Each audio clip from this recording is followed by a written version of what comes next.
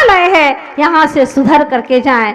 लेकिन व्यक्ति जो एक दौड़ती भागती जिंदगी में जी रहा है, आप भूल तो नहीं गए ना उसे जिसका नाम रत्नाकर है, दौड़ती भागती जिंदगी में जी रहा है। और वह कहता, बड़े अच्छे चालाक और चतुर दिखाई देते हो साधु महाराज।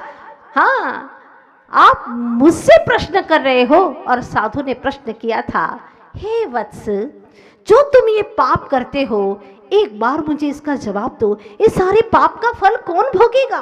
कितने लोगों को लूटते हो, कितने लोगों को जान से मार डालते हो, ये बताओ, इस सारे पाप का फल कौन भोगेगा? रत्नाकर ने कहा, मैंने तो कभी सोचा ही नहीं, सोचने की फुर्सत ही नहीं है, मेरे मन में कभी विचार नहीं आया। तो क्या तुम बता सकते हो? बोले, मुझे तो नहीं पता ये सारा कौन भोगेगा। तो तुम्हारी माँ है क्या? हाँ हाँ, मेरी माँ है ना, तो उनसे पूछ करके आओ। फिर वो कहता है, मैं आप पर कैसे विश्वास करूं? कहीं भाग गए तो? मैं नहीं भागूंगा। विश्वास कैसे करूं? उसने जिंदगी में किसी पर विश्वास किया ही नहीं, विश्वास की जिंदगी बिताई ही नहीं। वह कहता है, मैं ऐसे छोड़ के नहीं जा सकता, तो तुम ऐसा करो, मुझे जो चाहो वैसे बांध दो, कमरे में बंद कर दो। पर जंगल में कहाँ कमरा है? आप बड़े चतुर दिखाई पड़ते हैं महाराज। हाँ, मैं ये रस्सी से आपको इस वृक्ष से बांध देता हूँ। और बहुत कस करके बांध दिया रस्सी से। अब कहा कि अब तुम जाओ और माँ से इस प्रश्न का जवाब लेकर के आओ। वो जाते हैं, घोड़े पर बैठ करके घोड़ों के टापों की आवाजें आती हैं और नगर के लोग जल्दी से दरवाजा बंद कर देते हैं, क्योंकि वो उसको, डाकू को तो पहचानते ही थे, साथ में उसके घोड़े के टापों की आवाज को भी पहचानते थे। वो आता और सारे दरवाजे बंद हो जाते, महिलाएं भीतर चली जाती, बच्चे खेलना बंद कर देते। इतना खौफ उसका फैला हुआ था। और जैसे ही वह दरवाजा बंद कर देते हैं और अपने घर पहुंचता, माँ जरा जल्दी में हूँ, जल्दी में हो बेटा, लेकिन आज खाली हाथ आए हो क्या? आज खाली हाथ आए हो? माँ, खाली हाथ तो नहीं आया हूँ, बहुत बड़ी चीज मिली है आज। सुन रहे ना आप लोग? बहुत बड़ी चीज मिली है। कौन? अरे, एक साधु संत मिले हैं आज, पहली बार हाथ आए हैं। तो माँ जल्दी बताओ, मुझे जल्दी जाना है, मैं उन्हें बांध करके आया हूँ। माँ के भीतर में हलचल हो रही है, तूने साधु को बांध दिया? हाँ माँ, बोलो ना, पहले प्रश्न का जवाब दो कि जो मैं पाप कर रहा हूँ, जिंदगी से पाप कर रहा हूँ, कितनों को मारा है, कितने बच्चों को अनाथ कर डाला, माँ जल्दी बताओ ना। उन सब का जो मैंने पाप किया, उसका फल कौन भोगेगा? फल भोगने की बात तो आज कैसा प्रश्न कर रहा है बेटा? तूने पहली बार इंसानियत का प्रश्न पूछा है, तो कैसा प्रश्न कर रहा? हाँ माँ, जल्दी बोलो ना। बेटा, जो करता है वही भोगता है, यह करोति सएव करता, यह करता सएव भोगता। जो करता है वही भोगता है। तो क्या आप नहीं भोगोगी माँ? आप तो हाफ हाफ करोगी ना थोड़ा? नहीं बेटा, जो जीव कर्म करता है उसका फल उसी को भोगना पड़ता है। तो मेरे बच्चे? नहीं, वो भी नहीं भोगेंगे, लेकिन खाते तो सब है ना। पत्नी भी नहीं भोगेगी बेटा, तेरा कर्म तुझे ही भोगना पड़ेगा। तो माँ, मार खाए कोई और माल खाए कोई, ये कैसा है माँ? ये कैसा नियम है? बेटा, ऐसा ही नियम है, यही कर्म सिद्धांत है। जो जिन भावों से करता है वो उसी कर्म भावों से फिर भोगता भी, उन भावों के कारण से फल उसी को भोगना पड़ता है। तो माँ, ये सच है कि सारे पापों का फल मैं अकेला भोगूंगा? हाँ बेटा, जो तूने कर्म किए हैं, जितने लोगों को मारा है, सताया है, और जो पाप बंद हुआ है, वो तुझे ही भोगना पड़ेगा। उसी वक्त वह घोड़े पर सवार होकर के उल्टे पैर लौट जाता है और रास्ते भर में सोचता है, हाँ क्या जिंदगी है मेरी, क्या किया है मैंने। कहते हैं ना, फैसला होता है नेकी और बदी का हरदम। फैसला होता है नेकी और बदी का हरदम। दिल के सीने में एक छोटी सी अदालत समझो। तुम्हारे हर किसी के दिल में एक अदालत चलती है, जो अच्छे और बुरे का फैसला तुम्हें हर वक्त देती है, हर वक्त देती है। लेकिन तुम सुनते नहीं हो, अनसुनी कर देते हो, अपने मन की सुनते ही नहीं हो, अपने दिल की सुनते ही नहीं हो, इसलिए तो गलत कार्य कर बैठते हो। एक छोटी सी बात पूछना चाहती हो कि जैसे वृक्ष पर फल लगे हुए हैं, आपको बहुत सुंदर लग रहे हैं और आपने कहा क्या सुंदर फल है, कितने अच्छे और मीठे हैं, कितने बड़े हैं, दिखने में भी बहुत सुंदर हैं। जब आप उस फल के प्रति राग करते हैं तो उस राग का फल को मिलता है या तुम्हें मिलता है? थोड़ा प्रश्न जटिल सा लगेगा, आध्यात्मिक प्रश्न है। जब आप किसी के उस फल को देख करके राग करते हैं, फल की टोकरी यहाँ पर रखी हुई है, क्या फल है, एकदम ताजे फल है इसके अंदर, और आप उसको देख करके राग करते हैं, क्या सुंदर फल है, कितने मीठे फल है।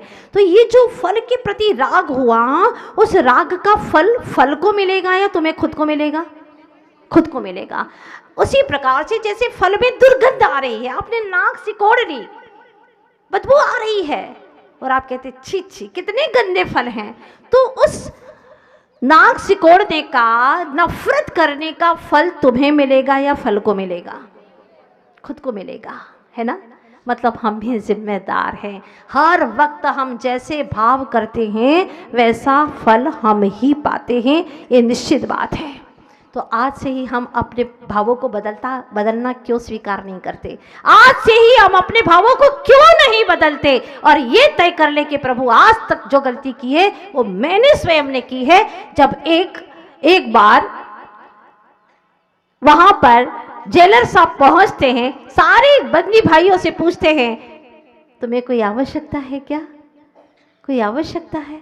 किसी ने कहा साहब बहुत परेशानी में पड़ा हूँ, यहाँ पर सोने के लिए व्यवस्था नहीं है, आप थोड़ी व्यवस्था करवा दे। ठीक है।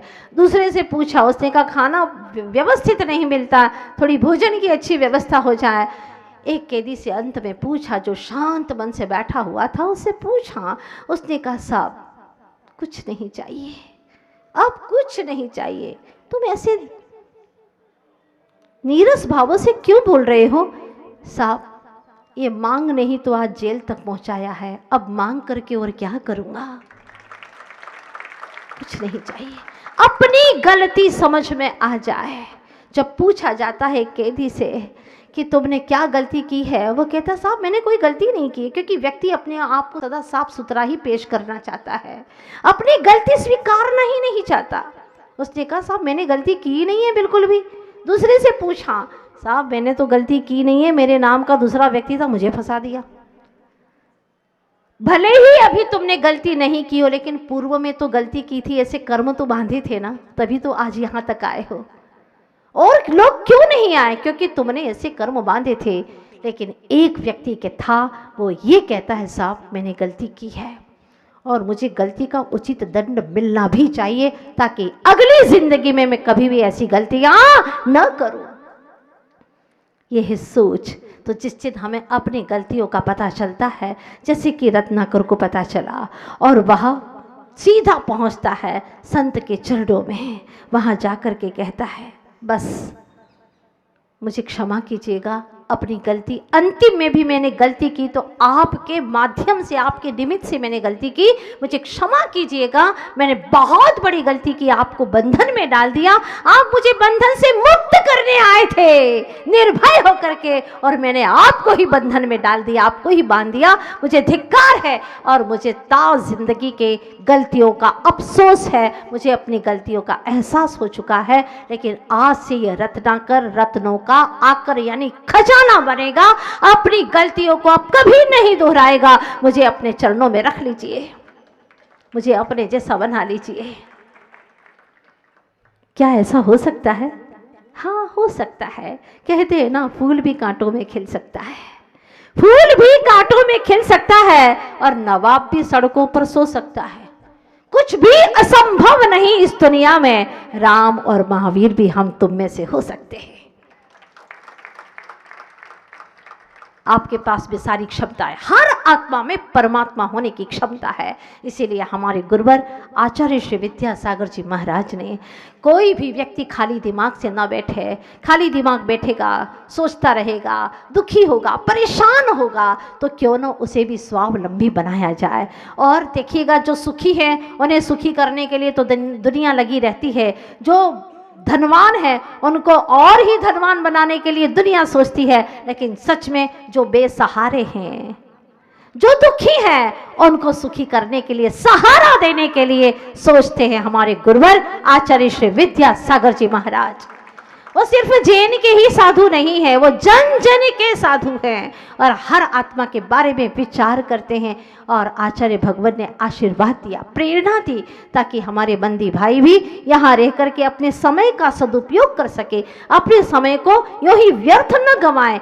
तो आप सभी से भी मेरा अनुरोध है कि गुरुदेव ने जो आवाज़ आप लोगों तक पहुँचाई है, आप सभी अपने जीवन को सार्थक करें। यहाँ कुछ ऐसा करके जाए, ऐसा कुछ करके जाए कि आपकी यहाँ जो भीतर की ऊर्जा है वो चारों तरफ फैलती रहे। और आगे के समय में लगभग यहाँ पर 2550 अभी बंदी भाई हैं, लगभग नहीं, हाँ उतने ही हैं, पूरे 2500 बंदी भाई हैं अभी यहाँ पर। मैं तो भावना करती हूँ पूरे 2500 हैं, 2543 कुल योग है और 7 बच्चे हैं, मतलब 2500 हो गए, है ना। भावना करती हूँ 2500, 2 और 5 7 होता है। और 7वां तत्व हमारे जैन शासन में मोक्ष तत्व बताया गया है। मोक्ष तत्व आज का आंकड़ा भी यहाँ का यही कह रहा है कि तुम सबको मोक्ष मिले, बंधन से मुक्ति मिले। और इसके लिए एक मंत्र देना चाहूँगी। जैसे अभी राजू जी यहाँ पर, उषा जी सुन रही थी और कह रही थी नहीं हमारे बंदी भाई बहुत सुधर रहे हैं। जैसे माँ, उस वक्त तो मुझे लगा जैसे माँ होती है ना, अपने बच्चों की कोई गलतियाँ सुनना नहीं चाहती है और वो हमेशा प्रशंसा ही करती है। ये होती है माँ, ये माँ का दिल है, माँ की ममता है, जो सबको बंधन से मुक्त देखना चाहती है। क्योंकि आप जब बंधन से मुक्त हो जाएंगे तो अधीक्षक तो और यहाँ के जो भी महानुभाव है जो आपके लिए ड्यूटी दे रहे हैं वो भी मुक्त हो जाएंगे। वो क्षण कब आएगा कि सबको मुक्ति मिले। एक छोटा सा मंत्र देना चाहती हूँ और बहुत कारगर मंत्र है, इससे कईयों को मुक्ति मिली है। क्या आप लोग इसका जाप कर सकते हैं? रोज 108 बार जाप करेंगे, आपको मुक्ति अवश्य मिलेगी। विश्वास के साथ भी इस मंत्र का जाप करिएगा। छोटा सा मंत्र है, ओम नमः सिद्धेभ्यः, ओम नमः सिद्धेभ्यः, ओम नमः सिद्धेभ्यः। हे ब्रह्मांड की दिव्य शक्तियां, आओ और मेरे कार्य को भी सिद्ध करो, मेरे मनोवांछित को पूर्ण करो, सिद्ध करो। वह है इस बंधन से मुक्ति को दिला दो मुझे। आज कौन शख्स ऐसे हैं जो यहाँ इस बंधन में पड़े रहना चाहते हैं? जरा हाथ खड़े करिएगा। जो इसी बंधन में रहना चाहते हैं, कोई ऐसे नहीं? तो चलिएगा इस बंधन से, इस जेल के बंधन से मुक्त होना कितने महानुभाव चाहते, जरा हाथ खड़े करिएगा। शाबाश, बहुत अच्छा। हर व्यक्ति का हाथ खड़ा हुआ है, हर कोई बंधन से मुक्त होना चाहता है। तो आज से ही यह जाप करना शुरू कर दें। ओम नमः सिद्धेभ्यः, ओम नमः सिद्धेभ्यः, ओम नमः सिद्धेभ्यः। मुझे सिद्धि की प्राप्ति हो। और ध्यान रखिएगा, स्वतंत्र हो जाना, इससे बड़ा कोई सुख नहीं होता। स्वतंत्रता से बड़ा कोई सुख नहीं है और पराधीन से बड़ा कोई दुख नहीं है। पराधीन सपने सुख नाही, पराधीन है तो सपने में भी सुख नहीं है। आप सब सुखी हो, आनंदित हो, जैसे कि पशु है प्रसन्न है, झीलें आनंदित है, ये वृक्ष कितने खुशनुमा दिखाई दे रहे हैं। आप सब भी प्रसन्नचित हों। कभी मैं यहाँ आऊँ तो आप लोगों में से मुझे कोई न दिखे, सिर्फ यहाँ खाली स्थान और यहाँ पर मंदिर मुझे दिखे। क्योंकि आज से कई वर्ष पहले इस उज्जैनी नगरी में ठौर ठौर पर मंदिर हुआ करते थे, आज यहाँ पर जेल बनानी पड़ी। कितना अफसोस है। फिर कुछ वर्षों के बाद में जब आऊँ तो मुझे यहाँ पर मंदिर दिखाई दे। बस यही मेरी शुभकामना है। और आप सभी भाइयों के लिए, यहाँ के महानुभावों के लिए, खास तौर पर अधीक्षक और गोयल जी और भी जज साहब विशेष रूप से यहाँ पर सहायता करते हैं। और भी आज जो हमारे जैन समाज के भाइयों ने तन मन धन से यहाँ पर सहयोग दिया है, वास्तव में वह धन्यवाद के पात्र हैं। आगे भी यह हथकरघा हमेशा कार्यरत रहे। यहाँ पर लोग यह आपको देखते रहना है ताकि यह कार्यक्रम आगे बढ़ता जाएगा। गुरुदेव की ऊर्जा यहाँ पर मिलती रहेगी और सभी बंदी भाई भी बंधन से मुक्त होते चले जाएंगे। अंतिम में यही भावना करती हूँ कि आप सभी संकल्प करें। इतने समय तक आपने प्रेम और शांति से सुना, आप सभी सम्मान की जिंदगी जिए, एक दूसरे के लिए सभी लोग कामना करिएगा, कष्ट और पाप से मुक्त हो और संकल्प का हाथ उठा ले कि आज के बाद भी जीवन में कोई ऐसा गलत काम करने का भाव भी पैदा नहीं करेंगे, यहाँ से बंधन से मुक्त अवश्य होंगे। ये हृदय से मेरी भावना है आप सभी के लिए। अंत में यही कामना करती हूँ कि आप सबका हर दिन दिव्य हो, हर रात प्रभु की भक्ति में रम्य हो, हर सप्ताह आपका सौम्य हो, हर पक्ष आपका पवित्र हो, हर महीना आपका महिमावंत हो और पूरा वर्ष आपका वैभवशाली हो। इन्हीं शुभकामनाओं के साथ में मंगलमय जीवन बने, छा जाए सुख छा, छूटे सब अपराध अब टले अमंगल भाग। हमेशा मंगलमय वातावरण यहाँ का बना रहे, इन्हीं शुभकामनाओं के साथ में बोलिए अहिंसामय विश्व धर्म की। अहिंसा धर्म के अग्रदूत आचार्य गुरुदेव श्री विद्यासागर जी महाराज की।